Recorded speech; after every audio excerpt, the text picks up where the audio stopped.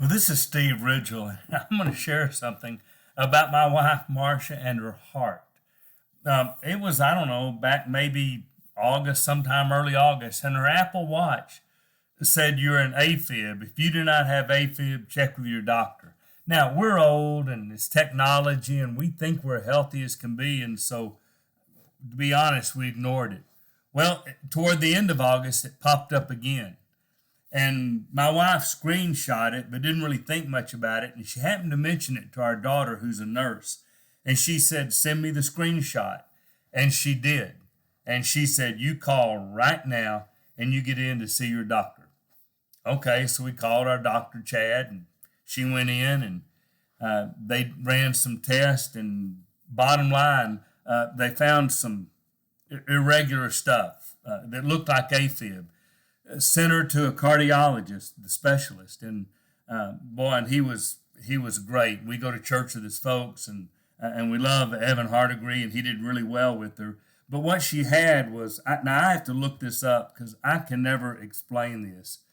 Bottom line, she had her heart would beat normal. It would go bump, bump, bump, and then it would go bump, bump, bump, bump, bump, bump, bump, bump, bump, bump, bump, bump. So it looked like AFib. But Dr. Hardigree, our cardiologist, said he thought it really wasn't that. It was, and he turned out to be exactly right. It is a premature atrial contractions, atrial ectopy.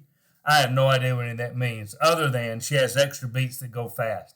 But they wanted to rule out everything, so they did a bunch of tests, and they came back with everything structurally sound. But she had to wear a Holter monitor for a month.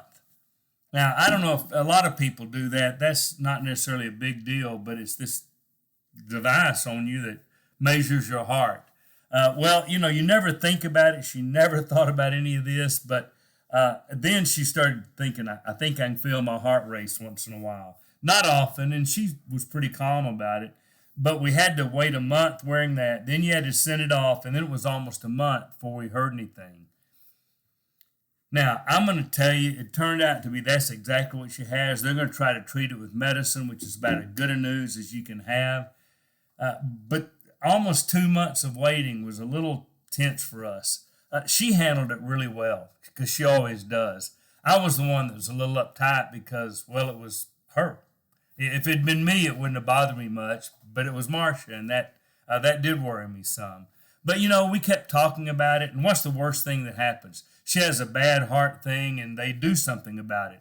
There are any number of little things we thought, I don't know, maybe they'll do a pacemaker, or maybe they'll do that ablation, or maybe they'll do, I don't know, people would tell us different names for stuff as they found out, and we'd be like, okay, and we thought, well, that'd be okay if it's that kind of thing.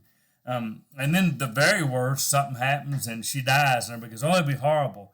Yes, for all of her family and those that know her, it'd be devastating, except it wouldn't for her, because she'd be in heaven. And so we kind of figured the worst thing is it's really, really bad. She goes to heaven. The probable thing is they do some kind of treatment. And the best thing of all, God would just take it away.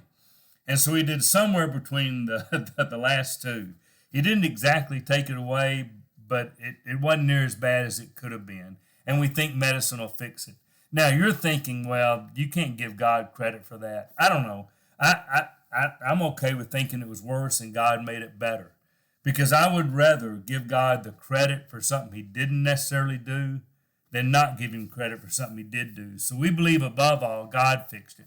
We're really thankful to Dr. Hardigree and Dr. Ezell because they're the two doctors who took care of it. We're even thankful for technology. We thank God for Apple Watches, which I didn't know what was till a couple of years ago, that actually helped.